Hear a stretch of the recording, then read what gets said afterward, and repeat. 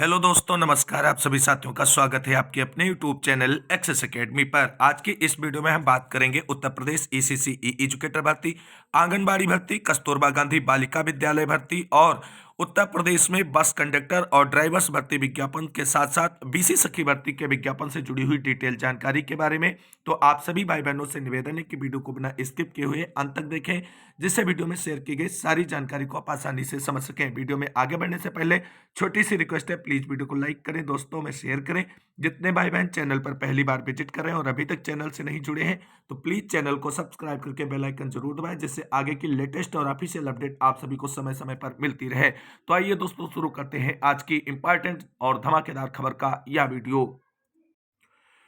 दोस्तों, सबसे पहले बात करेंगे ईसीसी ई एजुकेटर भर्ती को लेकर के आ रही बड़ी अपडेट के बारे में। दोस्तों, जैसा कि आप सभी लोगों को ईसीसी ई एजुकेटर भर्ती की हर छोटी बड़ी अपडेट चैनल के माध्यम से प्रोवाइड कराई जाती है, उसी क्रम में हमने आप सभी को कल शाम को ईसीसी ई एजुकेटर भर्ती में आवेदन और डीबी प्रक्रिया को लेकर के कुछ इंपॉर्टेंट अपडेट प्रोवाइड कराई थी, जिसमें हमने आप सभी को बताया था कि बदायूं जिले में डॉक्यूमेंट वेरिफिकेशन की प्रक्रिया स्टार्ट हो चुकी है और आज यानी 5 दिसंबर से लखनऊ में डॉक्यूमेंट वेरिफिकेशन संपादित किया जाएगा बदायूं जिले के कैंडिडेट्स का। अब यहां पर सबसे इंपॉर्टेंट पॉइंट ये बनता है, ना तो कोई ऑफिशियल नोटिस किसी न्यूज़पेपर के माध्यम से पब्लिश किया गया है, ना ही रैंडम लिस्ट जारी की गई है और ना ही किसी भाई बहन को डीबी के लिए मेल बॉक्स के माध्यम से डीबी लेटर ही प्रेषित किया गया है। केवल कॉल के माध्यम से लखनऊ बुलाया जा रहा है डॉक्यूमेंट वेरिफिकेशन के लिए। तो जो भी भाई बहन काल के बिहार पर लखनऊ डीबी कराने जा रहे हैं बदायूं जिले के लिए, तो आप सभी लोग सतर्कता के साथ जाएं, क्योंकि आप सभी के साथ वहां पर पैसे डिमांड करने का गेम जो है वो खेला जा सकता है। तो थोड़ी सावधानी बरतनी है, ओरिजिनल डॉक्यूमेंट्स सबमिट नहीं करने हैं और आपको फोटो स्टेट लेकर के जाने हैं। पैसे की अगर कोई बात होती है तो पैसा आपको नहीं देना है, क्योंकि हर जिले की डीबी प्रक्रिया अगर संपादित करा लेते हैं सेवा प्रदाता एजेंसी अपने मुख्यालय पर बुला करके, उसके बाद भी वो जो है जिला स्तर पर संपादित होती है।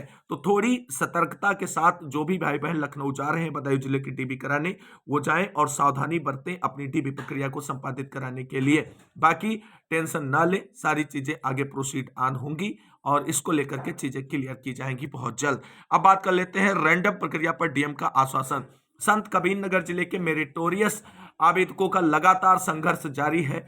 डीएम कार्यालय से लेकर के मंडला आयुक्त तक इस भर्ती में हुई रेंडमाइजेशन प्रक्रिया को रद्द करते हुए मेरिट के बिहार पर डीबी कराने और निष्पक्ष भर्ती प्रक्रिया कराने को लेकर के संघर्ष जारी है। और उसी क्रम में कल एक बार फिर से संत कबीरनगर जिले में जो ईसीसी ई एजुकेटर भर्ती में आवेदन करने वाले मेरिटोरियस कैंडिडेट के द्वारा जिला अधिकारी महोदय से मुलाकात कर ज्ञापन सौंपकर अपनी समस्याओं से पूर्णतया अवगत करा दिया गया है। इसकी अपडेट आप सभी लोग यहाँ पर देख सकते हैं।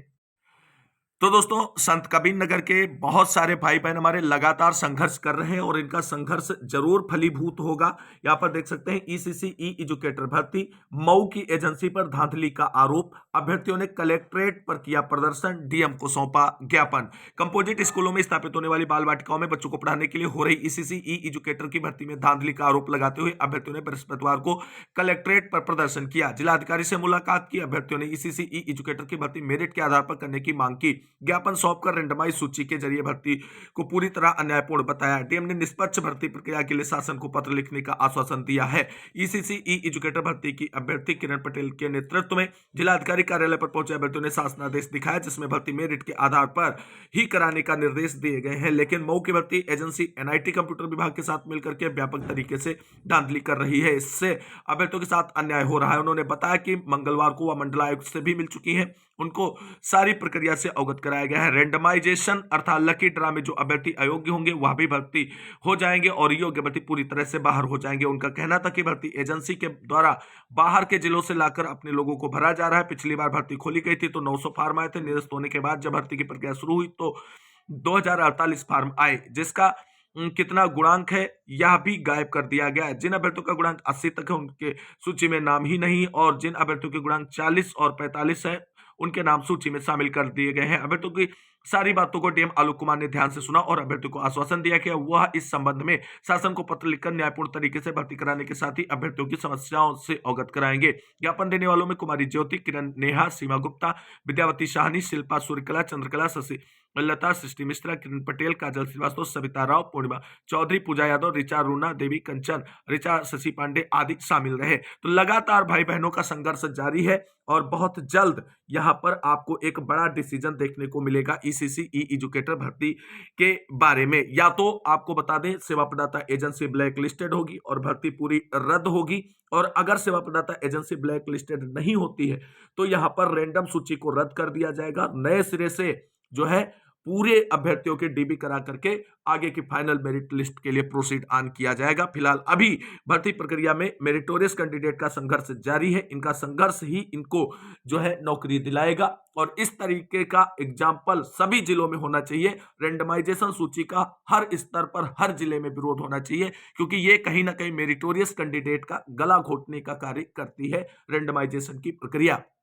तो कुल मिलाकर के संत कबीर नगर जिले में साथियों का संघर्ष लगातार जारी है। आप सभी लोग संघर्ष करते रहे, हम सभी का पूरा सहयोग आप सभी के साथ है और यहां पर जो है रेंडमाइजेशन सूची रद्द की जानी चाहिए, ये हम भी चाहते हैं और आप सभी का संघर्ष भी इसी परिणाम को लेकर के जरूर आएगा। दोस्तों बात करेंगे 69,000 यूपी आंगनबाड़ी भर्ती पर आ रही धमाकेदार अपडेट के बारे में।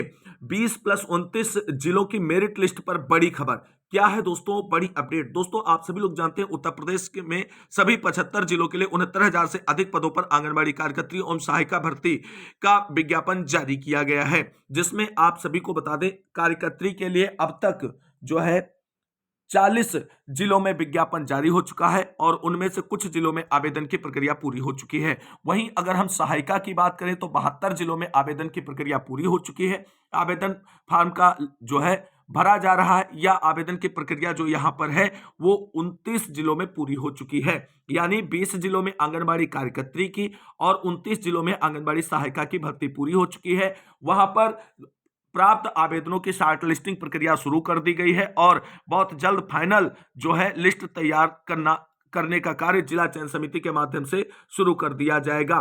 कौन कौन से वो 20 जिले हैं जहां पर आंगनबाड़ी कार्यकर्त्री की फाइनल मेरिट लिस्ट के लिए प्रोसेस शुरू कर दिया गया है, तो उसमें हापुड़ है, अमरोहा है, ललितपुर है, प्रतापगढ़ है, सितारनगर है, औरैया है, गोंडा है, देवरिया है, बागपत है, सीतापुर है, लखीमपुर खीरी है, गाजियाबाद है, एटा है, महोबा है, गौतम बुद्ध नगर है, अंबेडकर नगर है, चंदौली है, बलरामपुर है और आगरा है और बुलंदशहर है। ये 20 जिले हैं। यहाँ पर आंगनबाड़ी कार्यकर्त्री के भर्ती के विज्ञापन की प्रक्रिया जो जारी की गई थी, आवेदन कंप्लीट हो चुके हैं और शॉर्ट लिस्टिंग शुरू हो गई है वैलिड आवेदनों की और उसके बाद फाइनल मेरिट लिस्ट पर कार्य किया जाएगा। और वहीं 29 जिलों से कार्यकर्त्री सहायिका की जो है आवेदन की प्रक्रिया पूरी हो चुकी है और यहां पर शॉर्ट लिस्टिंग शुरू कर दी गई है वैलिड आवेदनों की और फाइनल मेरिट लिस्ट के लिए प्रोसेस शुरू कर दिया गया है। कौन से वो 29 जिले हैं, तो ललितपुर, शामली, सीतापुर, लखीमपुर खीरी, प्रतापगढ़, देवरिया, गाजियाबाद, बस्ती, बिजनौर, औरैया, एटा, बागपत, गौतम बुद्ध नगर, हापुड़, महोबा, अंबेडकर नगर, चंदौली, अलीगढ़, पीलीभीत, गोंडा, झांसी, गोरखपुर, मेरठ, आगरा, फर्रुखाबाद, बुलंदशहर, जौनपुर, मऊ और इसके साथ साथ अगर हम बात करें तो कुशीनगर जिले में भी आवेदन की प्रक्रिया पूरी हो चुकी है। तो यहां पर दोस्तों आप सभी को बता दें इन 20 जिलों में कार्यकर्त्री और 29 जिलों में सहायिका की फाइनल मेरिट लिस्ट पर कार्य शुरू हो गया है और बहुत जल्द यानी दिसंबर माह में ही इन 20+29 जिलों में फाइनल मेरिट लिस्ट आप सभी को देखने को मिलेगी। संबंधित जिलों से जो भी बहनें हैं जिन्होंने आवेदन किया है अपने डॉक्यूमेंट्स डीबी के लिए प्रिपेयर कर लीजिए। जो भी आपने आवेदन फॉर्म में लगाए हैं वो सारे डॉक्यूमेंट्स आपके रेडी होने चाहिए, ओरिजिनल और एक सेट फोटो स्टेट के रूप में। वहीं 4 और जिलों में आंगनबाड़ी कार्यकर्ती एवं सहायिका भर्ती का विज्ञापन हो गया है जारी। कौन से वो 4 जिले हैं उन पर बात करते हैं। तो कार्यकर्त्री के 3 जिले हैं, कौशाम्बी, अमेठी और मेरठ, और सहायिका में 1 जिले की भर्ती का विज्ञापन जारी हुआ है जिसमें आपका जिला है रायबरेली। इनके विज्ञप्ति पर डिटेल में बात करते हैं। पहला विज्ञापन दोस्तों आप सभी के सामने रायबरेली जिले से आंगनबाड़ी सहायिका भर्ती का है, जिसके लिए आप सभी लोग यहां पर देख सकते हैं यह विज्ञप्ति प्रकाशित कर दी गई है। कुल 1034 पदों पर रायबरेली में आंगनबाड़ी सहायिका भर्ती का विज्ञापन जो है वो जारी कर दिया गया है और लास्ट डेट यहां पर 25 दिसंबर रखी गई है आवेदन फॉर्म अप्लाई करने की। और अगला विज्ञापन दोस्तों जारी हुआ है मेरठ जिले से आंगनबाड़ी कार्यकर्त्री भर्ती के लिए। कुल 84 पदों पर भर्ती का विज्ञापन यहां पर जारी कर दिया गया है। लास्ट डेट आवेदन की 22 दिसंबर है। और अगला विज्ञापन यहाँ पर दोस्तों जो जारी हुआ है वो आंगनबाड़ी कार्यकर्त्री का मेरठ जिले से जारी हुआ है। यहाँ पर आप सभी लोग देख सकते हैं कुल 30 पदों पर भर्ती का विज्ञापन यहाँ पर जारी हो चुका है। आवेदन की लास्ट डेट यहाँ पर दोस्तों जो है वो 22 दिसंबर रखी गई है। तो दोस्तों एक पॉइंट यहाँ पर क्लियर कर लीजिए, अमेठी में आवेदन की लास्ट डेट 21 दिसंबर है, मेरठ में आवेदन की लास्ट डेट जो है वो आपकी 22 दिसंबर है। और अगला विज्ञापन यहां पर आप सभी के सामने कौशांबी जिले से आंगनबाड़ी कार्यकर्त्री भर्ती का जारी हो चुका है, जहां पर आप सभी लोग देख सकते हैं आंगनबाड़ी केंद्र वाइज पदों का डिटेल यहां पर मेंशन कर दिया गया है। ये एक अच्छी बात है, जो इस तरीके से सभी जिलों का आवेदन आना चाहिए था। और यहां पर आप सभी लोग देख सकते हैं कि भर्ती का विज्ञापन जारी हो चुका है और आवेदन फॉर्म भरने की लास्ट डेट यहां पर जो रखी गई है, कुशीनगर जिले में कौशांबी जिले में आवेदन की लास्ट डेट यहां पर 19 दिसंबर रखी गई है। अब आंगनबाड़ी भर्ती में जो भी बहनें आवेदन करना चाहती हैं उनके लिए कुछ इंपॉर्टेंट पॉइंट यहां पर डिस्कस करें। आंगनबाड़ी भर्ती में केवल फीमेल कैंडिडेट आवेदन फॉर्म अप्लाई कर सकती हैं, चाहे मैरिड हो या अनमैरिड हो, इसका कोई टेंशन आपको नहीं लेना है। आवेदन फॉर्म विभाग की ऑफिशियल साइट यूपी आंगनबाड़ी भर्ती .in के माध्यम से ही किए जाएंगे। सबसे पहले यहाँ पर आप अपना रजिस्ट्रेशन करेंगी, उसके बाद आप यहाँ पर आवेदन फॉर्म अप्लाई कर पाएंगी। और इसके बाद हम आपको बता दें, आंगनबाड़ी कार्यकर्त्री हो या सहायिका, दोनों के लिए न्यूनतम शैक्षिक योग्यता इंटरमीडिएट है। लेकिन जब मेरिट बनेगी फाइनल वाली, उसमें अगर किसी बहन ने इंटर ग्रेजुएशन और पोस्ट ग्रेजुएशन की मार्कशीट लगाई है तो तीनों मार्कशीट के अंकों के आधार पर बनेगी। तो जो भी बहनें अप्लाई करना चाहती हैं अपनी हाईएस्ट जो योग्यता है उसको अवश्य लगाएं, वरना मेरिट में आप पीछे हो जाएंगी। एज क्राइटेरिया की बात करें तो न्यूनतम 18 वर्ष और अधिकतम 35 वर्ष यहां पर रखी गई है। आप सभी लोग इसको देख सकते हैं। आप अपनी ही ग्राम सभा में आवेदन कर सकती हैं और शहरी क्षेत्रों में अपनी ही वार्ड में आवेदन कर सकती हैं, इस बात का विशेष ध्यान रखना है। आगे इंपॉर्टेंट डॉक्यूमेंट्स की अगर हम बात करें तो समस्त शैक्षिक प्रमाण पत्रों के साथ साथ जाति प्रमाण पत्र ओबीसी एससी एसटी के लिए, निवास प्रमाण पत्र सभी बहनों के लिए आवश्यक है। और जाति प्रमाण पत्र जो मैरिड बहनें हैं उनके लिए पिता पक्ष का बनेगा और बाकी सारे डॉक्यूमेंट्स ससुराल पक्ष के रहेंगे, इस बात का विशेष आपको ध्यान रखना है। आगे यहां पर ऑनलाइन आवेदन होगा, किसी भी तरीके से ऑफलाइन आवेदन की प्रक्रिया संपादित नहीं की जाएगी। दोस्तों अब हम बात करेंगे कस्तूरबा गांधी बालिका विद्यालय शिक्षक भर्ती और बीसी सखी भर्ती विज्ञापन से जुड़ी हुई डिटेल जानकारी के बारे में। तो देखते हैं इसके ऑफिशियल विज्ञप्ति को। दोस्तों यहां पर आप सभी लोग देख सकते हैं कार्यालय जिला बेसिक शिक्षा अधिकारी आगरा की तरफ से आगरा जिले में संचालित कस्तूरबा गांधी बालिका विद्यालयों में विभिन्न पदों पर भर्तियों का ऑफिशियल विज्ञापन जारी कर दिया गया है। यहां पर आप सभी लोग देख सकते हैं जनपद आगरा में संचालित कस्तूरबा गांधी आवासीय बालिका विद्यालयों में शैक्षिक एवं शिक्षणेतर कार्मिकों के रिक्त पदों पर संविदा पर शैक्षिक सत्र 2025-26 से निर्धारित प्रारूप पर आवेदन पत्र आमंत्रित किए जाते हैं। पूर्ण रूप से भरे हुए आवेदन पत्र दिनांक 20/12/2025 तक पंजीकृत डाक या स्पीड पोस्ट द्वारा कार्यालय जिला बेसिक शिक्षा अधिकारी सर्व शिक्षा अभियान अशोक नगर आगरा पर शाम 5 बजे तक प्रेषित करने हैं। तो पता आपका यह रहने वाला है जिस पते पर आपको अपने ऑफलाइन आवेदन फॉर्म डाक से भेजने, ऑनलाइन नहीं होगा, ठीक है, ऑफलाइन होगा। डाक से आपको आवेदन फॉर्म भर के भेजना है। केवल फीमेल कैंडिडेट इसके लिए एलिजिबल है और लास्ट डेट यहां पर 20 दिसंबर रखी गई है। कौन कौन से पद विज्ञापित हुए हैं? तो पूर्णकालिक शिक्षिका गणित के लिए यहां पर आपको बता दें जो भी पूर्णकालिक शिक्षिकाएं हैं उन सभी पदों के लिए टीटी अनिवार्य है, इस बात का आपको ध्यान रखना है। तो पूर्णकालिक शिक्षिका गणित के 2 पद विज्ञापित हुए हैं। पूर्णकालिक शिक्षिका जीव विज्ञान के लिए 1 पद विज्ञापित हुआ है। लेखाकार के लिए 2 पद और अंशकालिक शिक्षिका के लिए 3 पद और अंशकालिक शिक्षिका कला क्राफ्ट संगीत एवं गृह शिल्प के 2 पद, अंशकालिक शिक्षिका कंप्यूटर के 5 पद और रसोइया के 4, सहायक रसोइया के 8, चपरासी के 2, चौकीदार का 1 और कुल 30 पदों पर भर्ती यहां पर विज्ञापित हुई है। सैलरी देख सकते हैं, पूर्णकालिक शिक्षिका की सैलरी 25,410 रुपए रहेगी और लेखाकार की 12,705, अंशकालिक शिक्षिका की 11,319 रहेगी और रसोइया की 7,970, सहायक रसोइया की 5,978 और चपरासी की 6642, चौकीदार की भी 6642 रुपए सैलरी यहां पर रहेगी। शैक्षिक योग्यताएं आप यहां पर डिटेल में चेक कर सकते हैं। डिस्क्रिप्शन बॉक्स में दिए गए टेलीग्राम चैनल पर आपको यह ऑफिशियल विज्ञप्ति प्रोवाइड करा दी जाएगी। आवेदन फॉर्म अप्लाई करने से पहले आपको यहां पर इसको केयरफुली पढ़ लेना है जिससे आपका आवेदन निरस्त ना हो।